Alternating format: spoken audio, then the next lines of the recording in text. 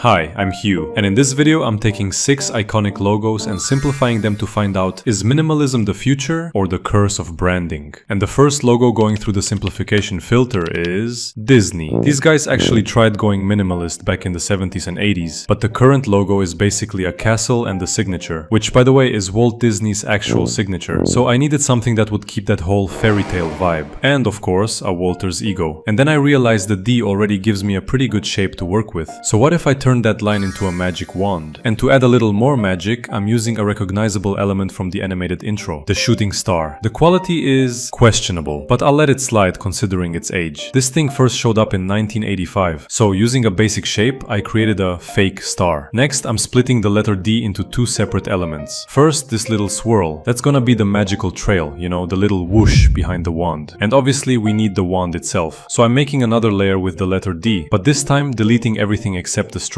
And as you can probably tell, I split everything apart specifically so I could put it back together again. Except now it's a magic wand, not a D, obviously. The magical whoosh reminds us that all good things eventually come to an end. So I'm changing the line from thick to thin, making it look like this little trail coming off the star. Well, our first logo is done. The harsh reality that adulthood isn't magical. It's minimalist. But we still have 5 more logos to go, and they're way too realistic by the standards of flat design. Next up, Toblerone. Looking through the history of their logo, it's pretty obvious these guys didn't exactly feel the need to experiment. And well, you can see why. Their logo is actually pretty damn clever and well thought out. The main element is the mountain peak, which also reflects the shape of the chocolate itself. Hidden inside the mountain is a bear, representing the city of Bern, where the chocolate was created back in 1908. And the name comes from the founder's last name, Theodore Tobler. Brilliant. Time to ruin it. The simplest shape I could find here is, obviously, a triangle. But is a triangle actually a simple shape? Yeah, doesn't matter. I made a triangle, turned it yellow, and technically I could stop right here. But I still want to keep that little hidden bear thing because it's such a big part of the brand. So I'm gonna hide the bear in the simplest way possible. I turned the triangle sideways, and now it kinda looks like a YouTube gold play button. Welp, I wish. Here's a great opportunity to help me make that happen. Subscribe to the channel. But actually, this became the base for the bear's face. And to make it painfully obvious, I used the design technique of a 5-year-old and added some ears, an eye, and a nose. And of course, we still have to deal with the text. For that, I chose the most unique font known to mankind, Arial. I also removed some unnecessary vowels because vowels just make everything more complicated, and we don't need that. And I made the T lowercase. No need to stand out. So yeah, the final result is a minimalist design that might lead to minimal sales.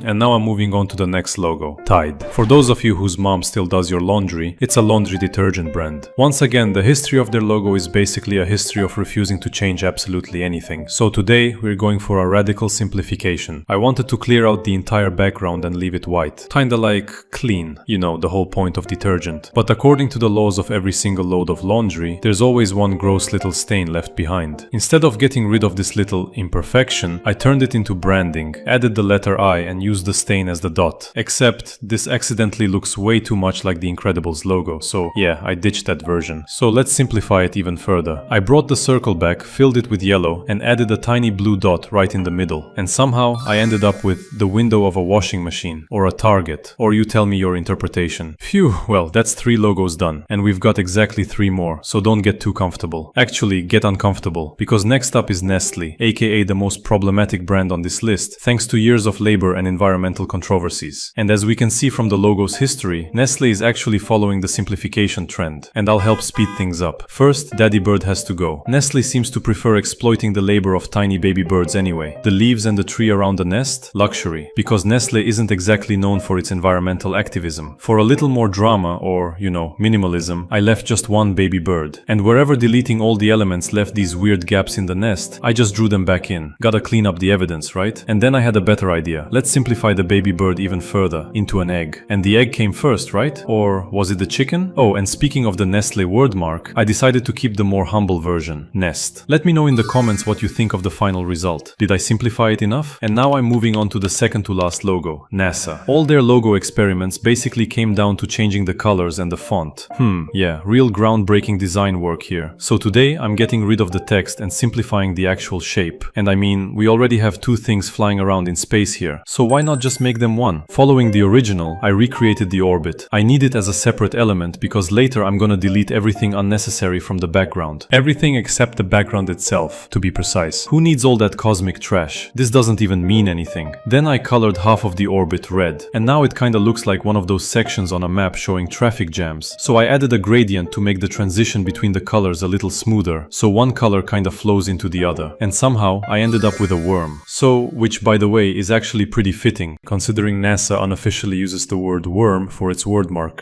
But it's time for the final logo of the day, Mastercard. And this one is a little tricky because the logo is already pretty simple and clean. Or are those just very polite synonyms for boring? And when the visuals aren't exactly blowing your mind, you gotta look for the meaning. In this case, it's about connection and partnership between banks. Oh wow. But actually, you can make a lot of interesting things with two circles. For example, 3 scoops of ice cream, a great way to seal a business deal. Or line them up to show the line at the ATM. Or arrange them from biggest to smallest, perfectly representing the trend of your bank account. Or show what a real partnership looks like. Kinda curious what a group deal would look like though. But I settled on the gradient version, combining Mastercard's 2 main colors, red and yellow, and creating that transition into orange, which supposedly symbolizes this whole idea of collaboration and unity. Maybe I'm just hungry, but come on, that's a pancake. So in the end, I decided to get rid of the gradient and just keep the orange circle. And you know what? The text feels kinda unnecessary now too. After all those steps, I finally reached peak minimalism, period. So yeah, turns out you can simplify pretty much any logo down to a circle, a triangle, or an egg. Whether that actually makes the brands better, I'll let you be the judge. Drop a comment and tell me which of these 6 logos you'd actually keep. And see you on Saturday.